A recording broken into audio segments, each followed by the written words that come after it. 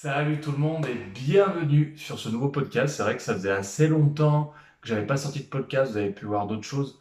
Vous avez pu voir des séances, des exemples de séances que je fais avec mes clients pour vous donner un peu certaines idées de séances justement en très peu de temps. Comme j'ai dit dans la description des deux séances, c'est 14 minutes d'une séance d'une heure, je précise.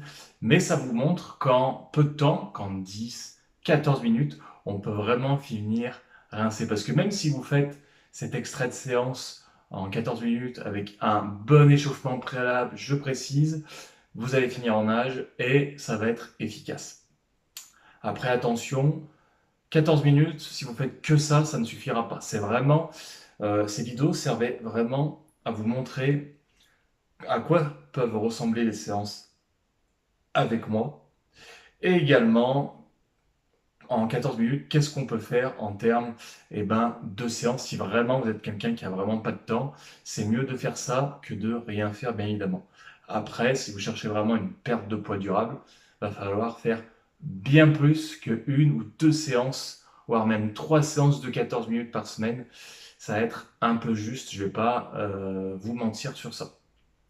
Et justement, la transition est toute faite parce que le sujet de cet épisode de podcast, ça va être, pardon, ce qu'on ne vous dit pas sur les programmes qu'on peut voir sur Internet. Les programmes d'entraînement que vous pouvez voir sur Internet.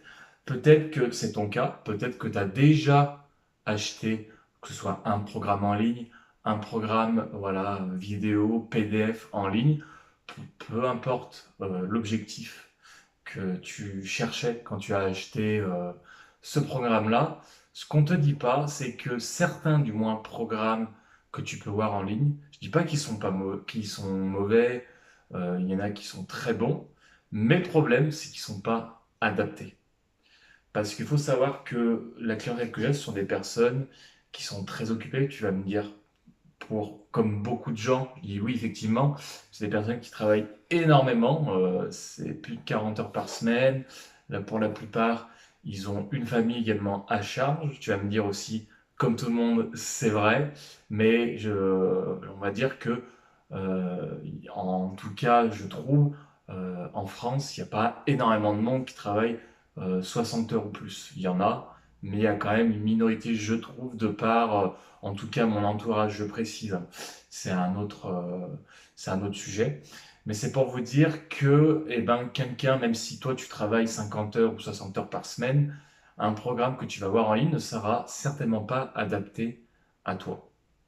Pourquoi? Parce qu'en général, j'ai bien dit en général, les programmes qu'on peut voir sur Internet, sur les réseaux sociaux, c'est des programmes où tu devras t'entraîner 5, 6 fois par semaine au moins. En général, c'est plus du 5 fois par semaine. Et c'est vrai que s'entraîner 5 fois par semaine, une heure ou, ou plus, c'est pour beaucoup de personnes, même pour les personnes voilà, qui travaillent peut-être pas 60 heures, mais qui ont une vie de famille très chargée, très prise, ça va être compliqué de caler 5 séances de sport d'une heure par semaine. Et en plus, la récupération ne sera pas optimale. Parce qu'il faut savoir que pour certaines personnes, il faut aussi davantage de récupération. Parce que normalement, un programme d'entraînement, c'est du cas par cas. Et pour faire un programme d'entraînement, il faut étudier ton niveau de stress, ton niveau d'anxiété. Est-ce que tu dors bien la nuit? Est-ce que quand tu dors, tu es encore fatigué ou pas? Est-ce que tu as un métier stressant? Est-ce que dans ton environnement, c'est stressant? Comment tu te sens actuellement? Est-ce que tu as des douleurs? Il y a énormément de choses à étudier pour élaborer un programme d'entraînement, même si un programme d'entraînement, pour moi, il n'est pas du tout fixe. Il est tout le temps réajustable. C'est pour ça que je dis aux personnes que je coach de vraiment faire un maximum de retours pour pouvoir réajuster leur programme d'entraînement. Parce qu'il y a une période où ça peut peut-être être trop difficile, peut-être trop facile, ou une période où il y a beaucoup de stress au boulot, beaucoup de fatigue, et le programme qui est actuellement en cours, il sera peut-être plus adapté. Il faut savoir aussi. Par exemple, admettons, je vais faire un programme pour un client pour ce mois, et ben peut-être que on ne sait pas, hein, mais peut-être que dans 2 3 semaines, le programme, ça va être compliqué. Même dans 2 semaines, ça se trouve, cette personne-là, dans X temps, c'est une période où ça ne sera pas forcément facile de tenir ce programme-là. Donc c'est pour ça que c'est toujours réajustable. Donc je trouve qu'il faut quand même faire attention sur les programmes en ligne parce qu'ils ne sont pas toujours adaptés. Faites attention. Quand vous achetez un programme en ligne, ou quand vous en avez un, par exemple sur YouTube, il y a des programmes aussi pour la perte de poids. Si vous souhaitez essayer de vous lancer dans un programme en ligne, admettons, il faut vous poser plusieurs questions. Est-ce que, admettons, on va dire au pif, c'est un programme sur 4 fois par semaine. Il faut vous poser la question, est-ce que j'ai envie déjà de consacrer 4 fois par semaine à m'entraîner? Enfin, est-ce que j'ai envie de caler déjà? Il faut avoir envie. Parce que quand on a envie, si vous avez envie de caler 4 séances par semaine, en général, vous pouvez y arriver.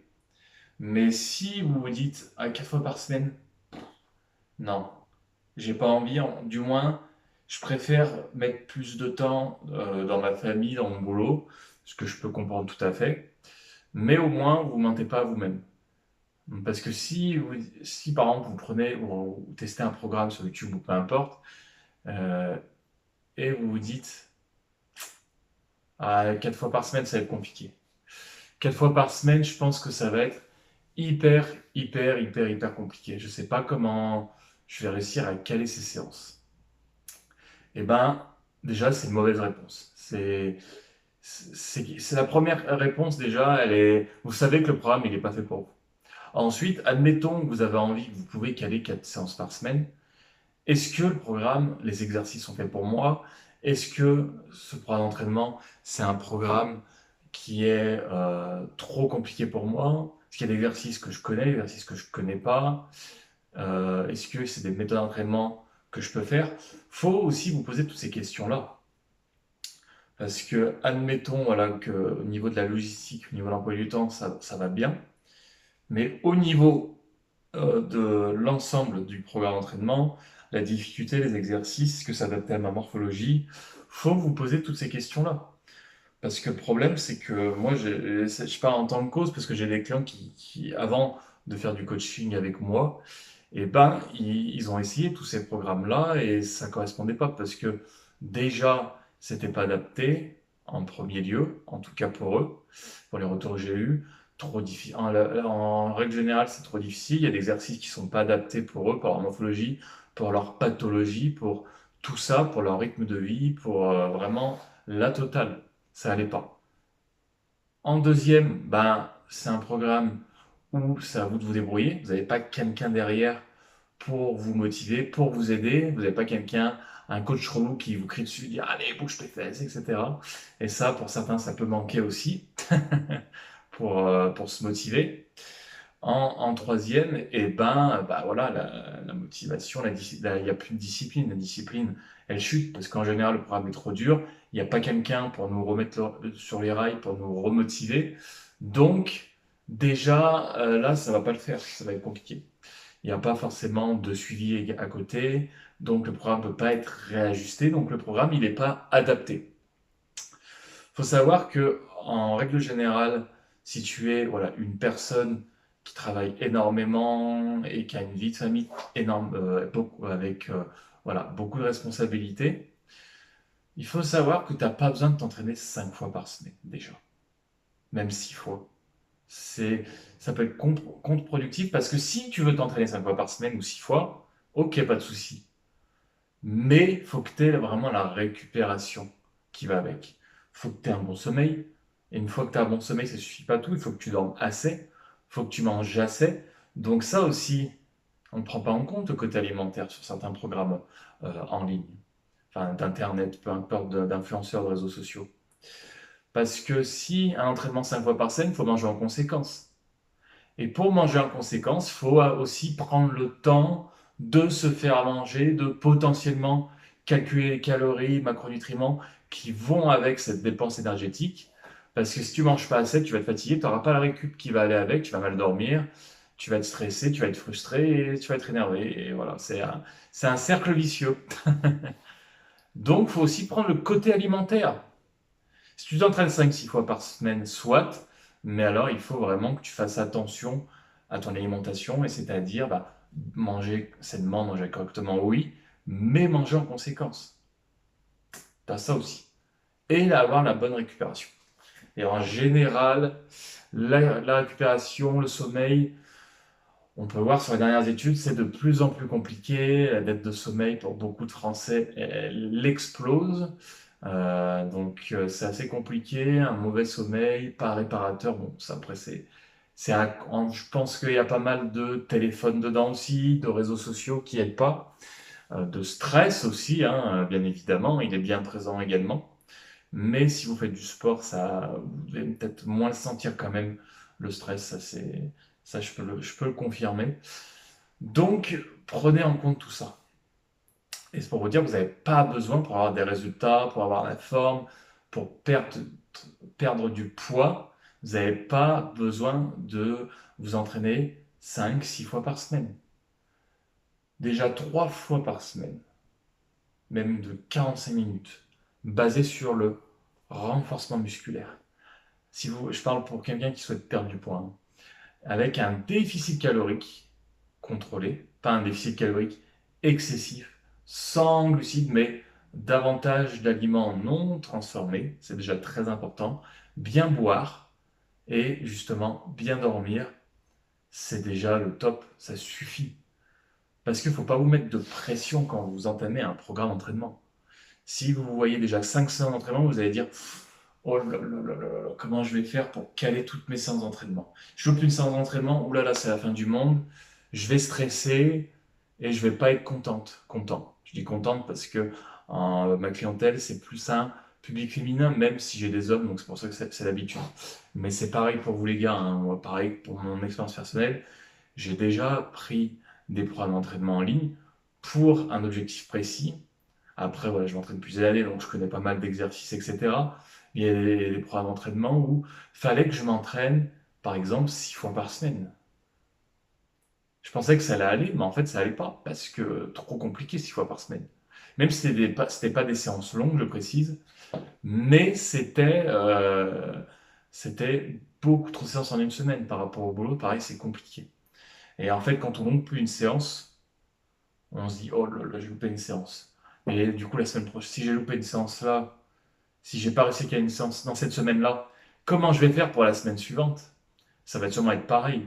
Et on va toujours louper une séance, on va pas réussir à caler la dernière séance de la semaine, on va être frustré, on va être énervé, le stress il va monter, le cortisol du coup il va augmenter, et là ça bloque, les hormones bloquent, et il y a la stagnation. Et pareil, comme je disais tout à l'heure, c'est un cercle vicieux. Donc prenez bien en compte énormément de choses, énormément de paramètres sur les programmes qu'on peut voir en ligne. Je ne dis pas que c'est des mauvais programmes. Je dis que ce ne sont pas des programmes qui sont pour tout le monde. Il y a des personnes qui vont sortir des programmes qui vont être plus pour un public d'athlètes déjà, pour un public confirmé. Et si tu es débutant, que tu fais un programme d'athlète, ça va te dégoûter, tu vas dire que c'est pas pour toi, tu vas arrêter et tu vas te dire ah non, mais le sport c'est de la merde, j'aime pas, ça marche jamais pour moi. Tu vas être dans le mauvais état d'esprit et quand tu es dans le mauvais état d'esprit, ben tu peux pas avoir de résultat parce que tu vas attirer le négatif tout simplement déjà. Donc c'est pour ça. Prenez plusieurs paramètres. La prochaine fois, vous êtes intéressé pour un programme ou pareil, tester un programme d'entraînement sur peu importe une plateforme, posez-vous une question. Est-ce que j'ai le temps nécessaire, s'il y a 5 séances, admettons, est-ce que je peux caler 5 séances dans la semaine? Est-ce que j'en ai envie? Est-ce que les exercices me vont bien? Est-ce qu'ils sont simplifiés? Enfin, pour mon niveau du moins. Est-ce que le rythme de l'entraînement me correspond bien? Est-ce que ça correspond à mes objectifs? Est-ce que je vais réussir à avoir la récupération nécessaire? Est-ce que je vais réussir à avoir l'alimentation nécessaire? Parce que, comme j'ai dit, c'est très important. Il y a énormément de paramètres, comme je vous ai dit. C'est pour ça que c'est mieux de prendre un programme personnalisé, au moins c'est personnalisé à votre rythme de vie, à votre récupération, à votre stress et à votre rythme professionnel également. Donc, pour les programmes d'entraînement, ce qu'on ne vous dit pas, c'est que c'est pas toujours adapté, personnalisé pour vous. Ça sera peut-être personnalisé pour d'autres personnes. Ils vont adorer le programme, vont dire c'est exactement ce que je recherchais. Mais en général, pour beaucoup de monde, c'est pas assez personnalisé. Et ce qui pêche aussi, c'est que vu que ce sont juste des programmes comme ça, il n'y a pas forcément de coaching derrière.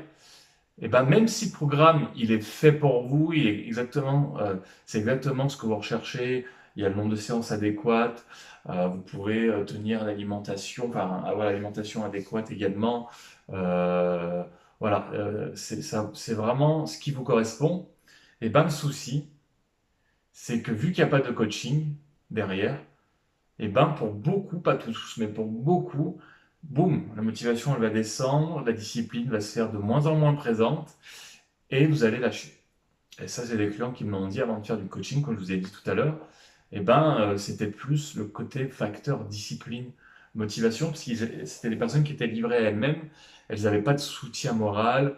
Voilà, elles n'avaient pas, elles avaient le programme, mais elles n'avaient pas de réel cadre enfin, pendant le programme d'entraînement. Donc c'est pour ça que faites attention sur les programmes en ligne.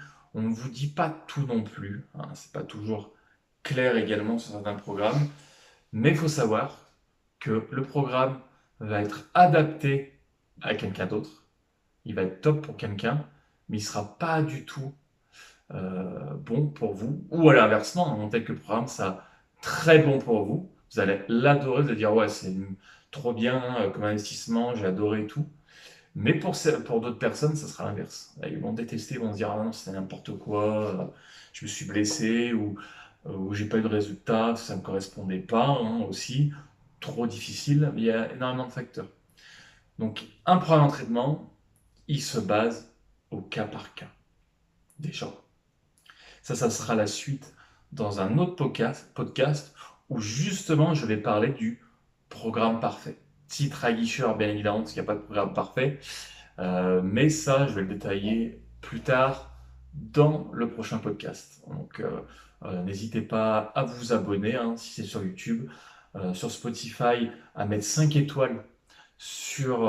Bah voilà, une fois que vous êtes dans Spotify, vous pouvez mettre 5 étoiles. Et le fait de mettre 5 étoiles sur Spotify, ben, c'est comme référencement Google. Ça va permettre à d'autres personnes de connaître tout ça, ces sujets de vidéo qui pourront peut-être intéresser ces personnes-là.